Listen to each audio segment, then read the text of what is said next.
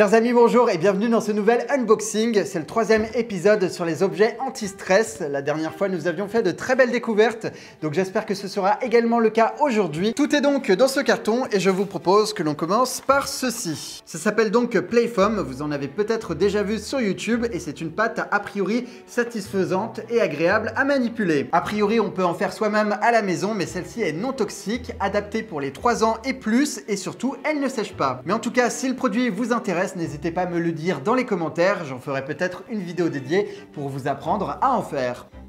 Ça a une odeur de propre, mais pas de parfum particulier. Donc il y a plein de petites billes, mais ils disent que ça ne salit pas. On va donc vérifier ça tout de suite. Je vais prendre le verre.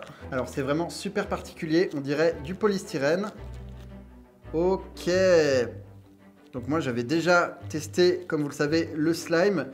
Et ça, honnêtement, c'est un peu dans le même genre. Je trouve ça vraiment super satisfaisant. Et effectivement, j'ai beau le manipuler, il n'y a absolument rien qui tombe, malgré le fait que je le détruise. Donc effectivement, pour la promesse de ne pas salir, ça fonctionne. Bon, après, ils sont bien évidemment tous pareils, hein, c'est uniquement la couleur qui change. Ah non, mais regardez, c'est beaucoup trop satisfaisant. Il y a des filaments lorsqu'on sépare les petites billes. J'aime beaucoup trop. Le bruit est assez sympa également. On a l'air de pouvoir former et déformer la balle à volonté. Non, franchement, c'est vraiment pas mal. J'aime beaucoup. C'est super léger, c'est ultra satisfaisant. Ça, je valide. À présent, nous avons ceci. C'est un punching ball de bureau. Donc, c'est la première fois que je vois ça. Il est censé nous permettre de nous défouler. Donc, je suppose qu'il va falloir le gonfler puisqu'on a une pompe, le ballon, un socle et les ressorts qui vont avec. Donc il y a quand même un peu d'installation à faire et visiblement il n'y a pas d'explication ni de notice. Après je ne pense pas que ce soit compliqué à installer. Ça c'est vraiment du gros ressort. A priori on peut soit le fixer avec ce mécanisme au coin d'une table, soit tout simplement utiliser une ventouse. Donc écoutez, on va essayer de l'accrocher ici. Ensuite je viens tout simplement visser le ressort. Parfait, ça fonctionne. Et avant d'aller plus loin, je vais gonfler le ballon avec l'embout qui est à l'intérieur de la pompe. J'insère ça en haut. Ok, là ça me paraît pas mal. Il est bien dur. Et maintenant, il ne reste plus qu'à le visser ici. Et voilà, j'ai mon punching ball de bureau.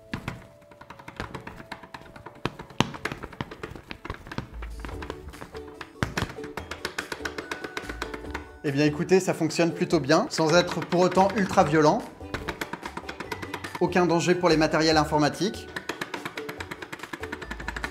Bon, par contre, ça fait du bruit, il ne faut pas avoir de collègues à côté. Je ne voulais pas préciser, mais il y a de la mousse pour éviter d'abîmer votre table. Donc, encore une fois, c'est un bon point, je valide. À présent, nous avons ceci, ça s'appelle Stress Pop-It et c'est une boîte un peu particulière, puisqu'à l'intérieur, nous n'avons pas des mouchoirs, mais tout autre chose. Alors, je l'ouvre. Alors ça, typiquement, c'est le genre d'objet qui n'a aucun intérêt, mais c'est purement conceptuel. Et donc, comme vous pouvez le voir, à la place, nous avons des feuilles de papier bulle, dont le principe est assez connu. Je pense que je n'ai pas besoin de vous l'expliquer, mais effectivement, ça peut être déstressant. Après, inutile à mon avis d'acheter directement ce produit, autant le faire soi-même à la maison avec une vieille boîte de papier mouchoir et du papier bulle que l'on reçoit dans les différents colis que l'on peut recevoir au cours de l'année. Dans tous les cas, c'est une bonne idée de DIY à faire. Ça revient à moins cher, ça permet de réutiliser des matériaux et c'est bien évidemment plus écologique. Donc je valide l'idée, mais pour l'objet, on repassera.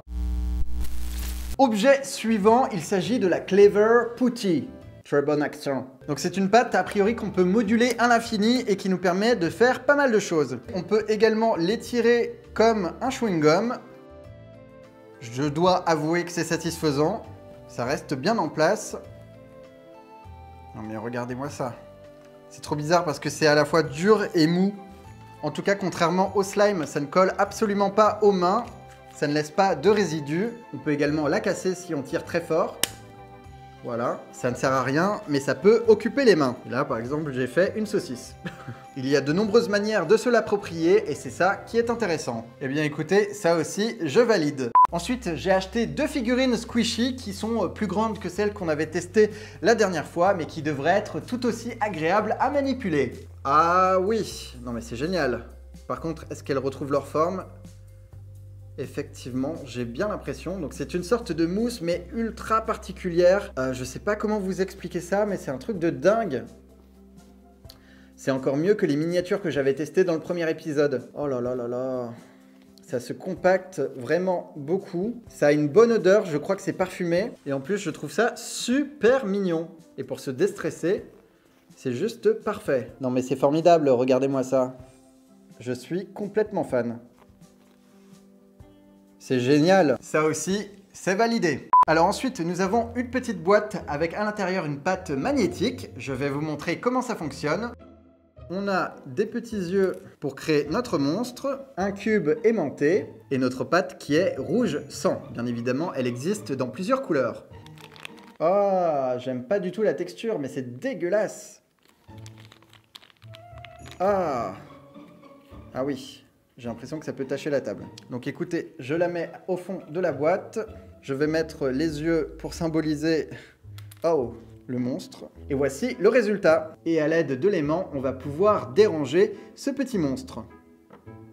Ok, regardez, ça s'enfonce. Il est en train de manger mon aimant. Ok, donc il est en train de s'enfoncer lentement mais sûrement dans la pâte. Regardez, le cube est vraiment en train de se faire avaler. Bon bah à ce niveau-là, effectivement, ça marche plutôt bien. On dirait que là, il en a plein la bouche. Il est au bout de sa vie. Et voilà, il a totalement disparu sous la pâte.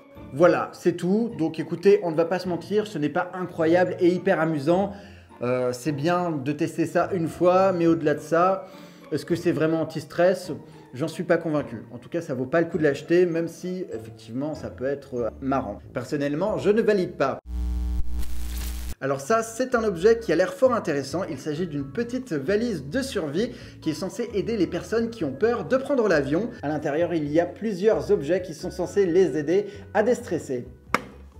Waouh, je trouve ça super original. On a ici un masque pour s'endormir.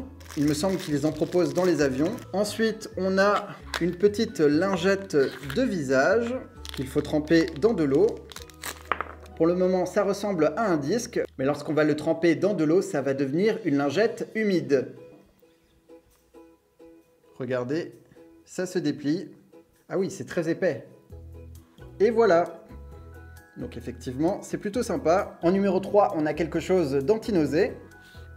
Qu'est-ce que c'est que ce truc? Alors je n'ai aucune idée de comment ça fonctionne. Si vous le savez, n'hésitez pas à me le dire dans les commentaires, ça m'intéresse. Ensuite, nous avons des bouchons d'oreilles. Donc ça, c'est assez classique.